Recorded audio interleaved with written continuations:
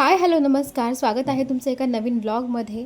तर आज मी तुमच्यासोबत शेअर करणार आहे माझ्या 10 महिन्याच्या बाळाला मी रोज रेग्युलरली काय काय खाऊ घालते. आता सध्या तिला 10 महिने कंप्लीट झालेले आहेत. तिचं कसं कसं मी काय काय किती वाजता खाऊ घालते, किती वेळेला खाऊ घालते आणि काय त्याच्या रेसिपीसुद्धा मी तुमच्यासोबत या व्हिडिओमधून शेअर करणार आहे. तर चॅनलवरती नवीन असाल तर प्लीज चॅनल सबस्क्राईब करायला अजिबात विसरू नका. असेच नवनवीन आणि छान छान इंटरेस्टिंग व्हिडिओज आपल्या चॅनलवरती येत असतात. तर सगळ्यात अगोदर ती उठल्याच्यानंतर तिला मी 2 ऑप्शन असतात. एक तर रव्याचा शिरा असतो किंवा मग नाचणी असते. आता आज सकाळी उठल्याच्यानंतर मी तिला रवा बनवून देत आहे, शिरा बनवते आहे. तर रवा बेसिकली मी भाजून ठेवलेला आहे, थोडासा रोस्ट करून ठेवलेला आहे. बट तरीही एक अर्धा चमचा तुपामध्ये मी परत एकदा थोडासा भाजून घेते. त्यानंतर त्याच्यामध्ये अर्धा चमचा गुळाची पावडर सगळं टाकून एकत्र करून घेते. त्यानंतर त्याला शिजवते. तर अशा पद्धतीची त्याची कन्सिस्टन्सी असते. हे रेग्युलरली मी तिला एक वेळेला देत असते. तर आज सकाळच्या नाश्त्यामध्ये मी तिला शिरा बनवलेला आहे. आता पिल्लूचं कसं आहे की विदाऊट स्क्रीन म्हणजे टी व्ही किंवा मोबाईल ह्या दोन्हीची सवय मी तिला लावलेली नाही आहे अजून तरी. कधी एमर्जन्सीसाठी आपण कधीही वेळ वाया जातो आहे की काय किंवा काही पाहुणे वगैरे आले का त्यावेळेला मोबाईल लावून देतो आणि त्यावेळेला आपल्याला आपला वेळ जातो आहे म्हणून आपण त्या आपल्या सोयीसाठी मुलांना खरं तर मोबाईल लावून देतो आणि ते पटपट खातात. पण यामध्ये खरं तर मुलांचंच नुकसान होतं असं मला वाटतं. त्यामुळे जेवढं होईल तेवढं मी तिला विदाऊट स्क्रीनच भरवण्याचा प्रयत्न करत असते. त्यानंतर 1-1.5 तास झाला की त्याच्यानंतर एक फ्रूट कुठलंही मी तिला खाऊ घालते. सध्याला केळी आहे घरी अवेलेबल, त्यामुळं केळी मी तिला असं स्पूननी भरवत आहे. तर जर तुमचं बेबी असंच खात असेल केळी तर ते तर खूप बेटर आहे खरं तर. सध्याला तिला अजून त्याची सवयच नाही झालेली, त्यामुळे मी तिला असं स्पूननी खाऊ घालते आहे. आणि जर ॲपल द्यायचा असेल तर त्याला मी कुकरमध्ये पहिले छानपैकी वाफवून घेत असते. त्यानंतर त्याला मॅश करते आणि त्यानंतर त्याला भरवत असते. तर असे काही ऑप्शन्स आहेत, तेही ऑप्शन्स मी ठेवलेले आहेत. त्यानंतर लंचमध्ये तिला मी दाल खिचडी बनवणार आहे. आता हे सगळं माझ्याकडे खरं तर पावडर बनवलेलंच आहे.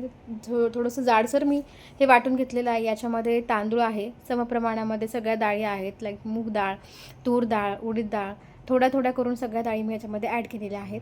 आणि त्याच्यामध्येच जिरं आणि ओवा हे सगळं बारीक करून मी ठेवलेलं आहे. थोडीशी भरड काढलेली आहे कारण आपल्याला ऑन दी स्पॉट पटकन करता यावे म्हणून. तर हे सगळं पाण्यामध्ये अगोदर मिक्स करून घेत आहे, गुठळ्या होत नाहीत म्हणून. त्यानंतर अर्धा चमचा तूप घेतलेला आहे कढईमध्ये आणि आता त्यामध्येच आपल्याला हिंग, कढीपत्ता, लसूण आणि हळद टाकायची आहे. थोडीशी चवीप्रमाणे मीठ पण टाकायचं आहे. आता याच्यामध्येच मी हे सगळं ॲड करून छान एकजीव करणार आहे.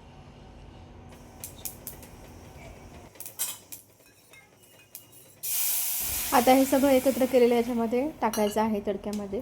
त्यानंतर याला एकदम मस्तपैकी हलवून घ्यायचं आहे कारण गठुड्या होतात ह्याच्यामध्ये आणि खाली पण लागतं, बऱ्याच वेळेला करपण्याची शक्यता असते. आता कन्सिस्टन्सी तुमचं बेबी कसं खात आहे त्या डिपेंड, त्याच्यानुसार तुम्ही ते करू शकता.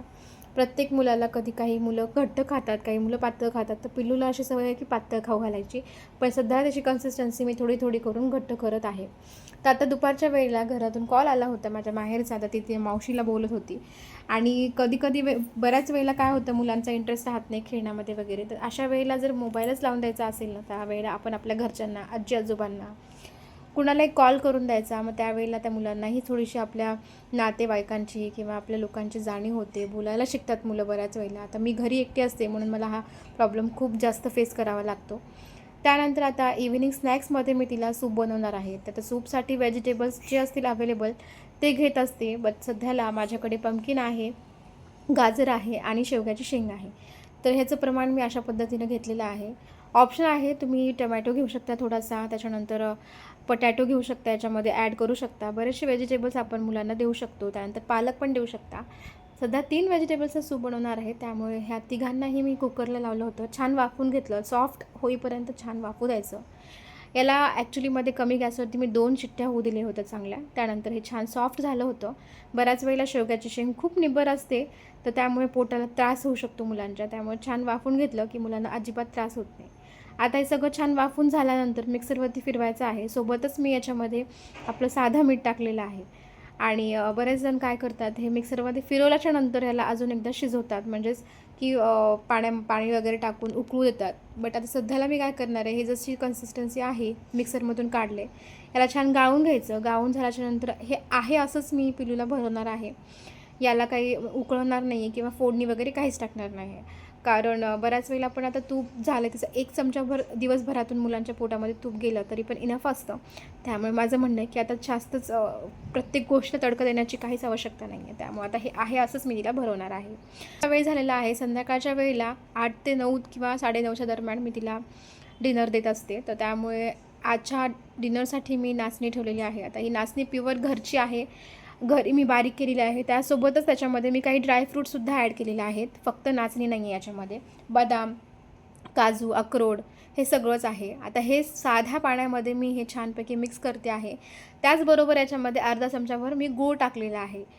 सगळ्याच चवी मुलांना खूप गरजेच्या आहेत खरं तर. फक्त गोडच देत आहे किंवा फक्त खारट देत आहे असं नाही आहे. प्रत्येक चव मुलांना आलीच पाहिजे. आता तिखट तर आपण एवढं लहान मुलाला देऊ शकत नाही.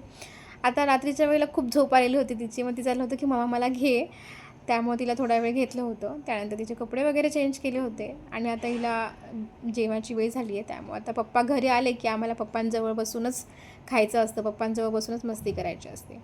तर हा होता ओव्हरऑल पिल्लूला मी काय काय भरवते इन अ डे हा व्लॉग. आय होप तुम्हाला सगळी इन्फॉर्मेशन मिळाली असेल. आणि जे कोणी चॅनलवरती नवीन असाल प्लीज चॅनलला सबस्क्राईब करायला अजिबात विसरू नका. तुम्हाला कशा पद्धतीचे व्हिडिओ पाहायला आवडतील चॅनलवरती हेही मला कॉमेंट करून सांगा.